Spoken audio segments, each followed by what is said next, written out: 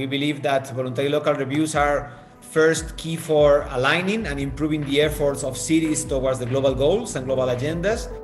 And also, we believe that these alignments should also occur in coordination and in synergy, as much synergy as possible with the national efforts, in particular with the national local reviews. And UN-Habitat has crafted an integrated strategy to support local and national governments to localize the SDGs, articulated on the three main pillars that have been already mentioned: the Global Urban Monitoring Framework, the support to the Voluntary Local Reviews and the Voluntary National Reviews, and the UN-Habitat SDGs flagship program.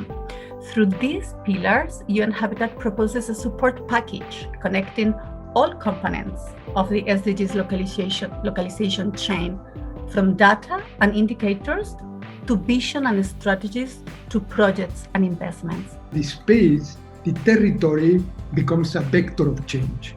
The most important changes in terms of SDGs are located in cities, and the space play this role because of economies of scale, of agglomeration, because of densities, and because different aspects. Space is a kind of visible and sometimes invisible thread that connect SDGs, that connect solutions, and that connect efforts. And this is what local reviews are doing. If you deploy the Global Urban Monitoring Framework, you can almost obviously be guaranteed that you report on SDGs, which is integrated in the Global Urban Monitoring Framework.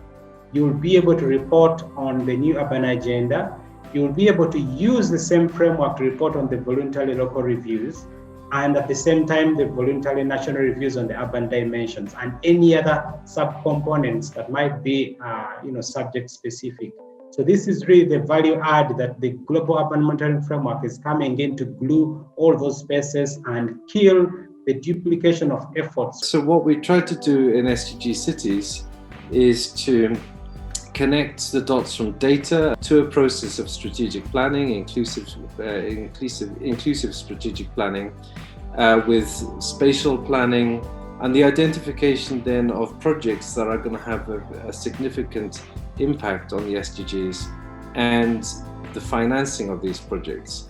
And by bringing, going from data all the way to the implementation of impact projects, this is exactly how we want to localize the achievement of SDGs. It will be essential to take advantage of this initiative to enhance the synergies between many different actions.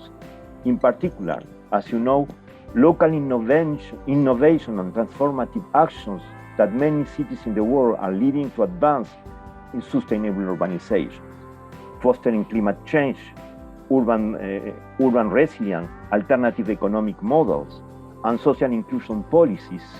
We should also be attentive to the role of this initiative can play to enhance citizens and communities' involvement in the setup of the basis for a new social contract that puts cities at the center of sustainable development transformation.